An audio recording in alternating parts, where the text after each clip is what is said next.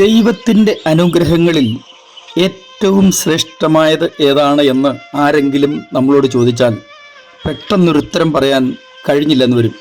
കാരണം ദൈവത്തിൻ്റെ എല്ലാ അനുഗ്രഹങ്ങളും ശ്രേഷ്ഠമായതും വിലപ്പെട്ടതുമാണ്. അത് നമുക്കൊക്കെ അറിയുന്ന കാര്യവുമാണ്. എന്നാൽ ചില അനുഗ്രഹങ്ങൾ എല്ലാവർക്കും ഒരുപോലെ ആയിരിക്കില്ല അതിൻ്റെ വില മതിക്കാൻ കഴിയുന്നത്, അവർക്ക് തിരിച്ചറിയാൻ കഴിയുന്നത്. കാരണം കറൻസികൾ എണ്ണിത്തിട്ടപ്പെടുത്താൻ അറിയാത്ത ഒരാളിൻ്റെ മുമ്പിൽ 1 കോടി രൂപയുടെ കറൻസി ഇട്ടുകൊടുത്തിട്ട് നിങ്ങൾക്ക് ഇഷ്ടമുള്ളത്രയും എണ്ണി എടുത്തുകൊള്ളുക എന്ന് പറഞ്ഞാൽ അയാൾക്ക് ആ കറൻസി കൊണ്ട് എന്തു പ്രയോജനമുണ്ട്? കാരണം അയാൾക്ക് എണ്ണിത്തിട്ടപ്പെടുത്താൻ കഴിയുന്ന അത്രയും മാത്രമേ എടുക്കാൻ പറ്റൂ. എന്നാൽ നല്ലവണ്ണം കറൻസി ഉപയോഗിക്കാൻ അറിയുന്ന ഒരാൾക്ക് ഇങ്ങനൊരു ഓഫർ ലഭിച്ചാൽ തീർച്ചയായും ആ സമയം താൻ മുതലെടുത്ത് ആവശ്യത്തിന് എണ്ണി സ്വന്തമാക്കാൻ ശ്രമിക്കും എന്നുള്ളതും നമുക്കറിയാമല്ലോ. ദൈവത്തിൻ്റെ ഏറ്റവും വലിയൊരു അനുഗ്രഹത്തെക്കുറിച്ചാണ് തുടർന്ന് ഞാൻ സംസാരിക്കുന്നത്. ഇന്നും നമുക്ക് യേശുവിനോടുകൂടെ യാത്ര തുടരാം.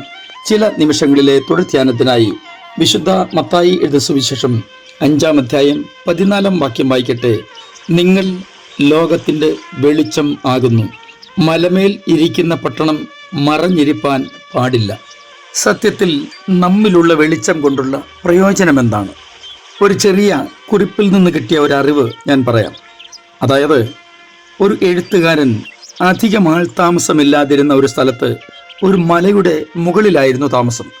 എങ്കിലും അദ്ദേഹം വർഷത്തിൽ എപ്പോഴൊക്കെയാണ് തനിക്ക് എഴുതാൻ പ്രചോദനമുണ്ടാകുന്നത് അപ്പോൾ മാത്രമേ ആ വീട്ടിൽ എത്തുകയുള്ളൂ. താൻ എന്താണ് എഴുതാൻ ഉദ്ദേശിച്ചത് അത് മുഴുവൻ എഴുതിത്തീരും വരെ, അതിന് ഇത്ര ദിവസമെന്നൊന്നുമില്ല, താൻ അവിടെ തന്നെ ഉണ്ടാവും. അദ്ദേഹം താമസിച്ചിരുന്ന ആ ഉയർന്ന പ്രദേശത്തിൻ്റെ താഴ്വാരത്ത് തനിക്ക് പരിചയമുള്ള ഒരു വയോധികയായ സ്ത്രീ ഉണ്ടായിരുന്നു.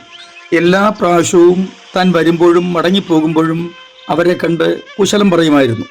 അങ്ങനെ ഒരു നാൾ താൻ അവിടെയുള്ള താമസം മതിയാക്കി, അല്ലെങ്കിൽ എഴുത്തുകളൊക്കെ കഴിഞ്ഞ് തിരികെ പോകുമ്പോൾ ഈ വയോധികയെ കണ്ട് ഒന്ന് കുശലം അന്വേഷിച്ചിട്ട് പോകാം എന്ന് വിചാരിച്ച് തൻ്റെ വീട്ടിൽ ചെന്നു. അദ്ദേഹം ഇങ്ങനെ ശ്രദ്ധിച്ച് മനസ്സിലാക്കി, ആ വയോധികയുടെ മുഖം വല്ലാതെ വാടിയിരിക്കുന്നു. അദ്ദേഹം അതിൻ്റെ കാരണം അന്വേഷിച്ചു. അപ്പോൾ അവർ ഇങ്ങനെയാണ് പറഞ്ഞത്: ഓരോ രാത്രിയും നിങ്ങൾ ഉമ്മറത്ത് തൂക്കിയിരുന്ന റാന്തൽ എനിക്കൊരാശ്വാസമായിരുന്നു. ഞാൻ ഒറ്റയ്ക്കല്ല എന്നൊരു തോന്നൽ അത് എന്നിൽ ഉണ്ടാക്കിക്കൊണ്ടിരുന്നു. ഇപ്പോൾ കുറേ നാളായി ഞാൻ ഒറ്റയ്ക്കാണ് ഈ വീട്ടിൽ കഴിയുന്നത്. അദ്ദേഹം തിരികെ ആ മലയുടെ മുകളിൽ, അല്ലെങ്കിൽ താൻ താമസിക്കുന്ന സ്ഥലത്തെത്തിയിട്ട് ഒരാളെ അവിടെ വിളക്ക് കത്തിക്കാൻ ചുമതലപ്പെടുത്തി.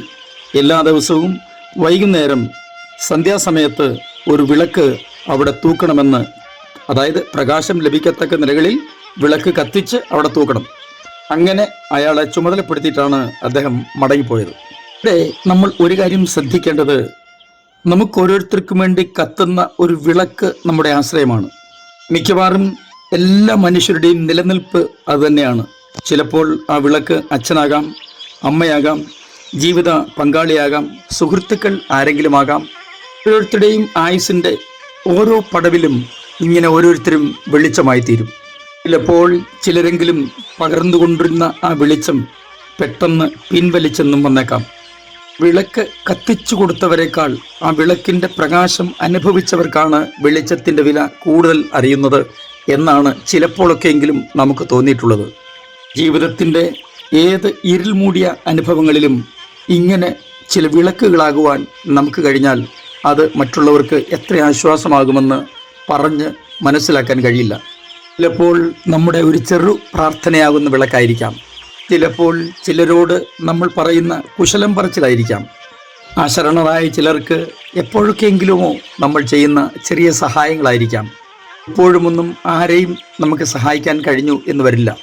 ഏത് കൂരിരുട്ടിലും ഒരു റാന്തൽ നാളത്തിന് നൽകാൻ കഴിയുന്ന ഇത്തിരി വെട്ടമുണ്ടല്ലോ, അതാണ് ഓരോരുത്തരുടെയും സാന്ത്വനവും സമാധാനവും.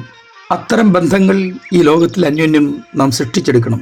അശരണരായ ചില രോഗികൾ, അവർക്ക് നാം അടുത്ത് ചെന്ന് ആശ്വാസത്തിൻ്റെ ഒരു വാക്ക് പറയുന്നതായിരിക്കാം അവർക്ക് വലിയ വെളിച്ചമായി തോന്നുന്നത്. ചിലർക്കെങ്കിലും വേണ്ടി ചിലപ്പോൾ നമ്മൾ പ്രാർത്ഥിക്കുന്ന ഒരു ചെറിയ പ്രാർത്ഥന അവർക്ക് വലിയ വെളിച്ചത്തിൻ്റെ ആശ്വാസമാണ് പകരാറുള്ളത്. കർത്താവ് ശിഷ്യന്മാരെ നോക്കി പറഞ്ഞത് നമ്മെ ഓരോരുത്തരെയും നോക്കി ഇപ്പോഴും പറഞ്ഞുകൊണ്ടിരിക്കുകയാണ്. നിങ്ങൾ ലോകത്തിൻ്റെ വെളിച്ചമാകുന്നു എന്ന്. നമുക്ക് അതിന് കഴിഞ്ഞിട്ടുണ്ടോ?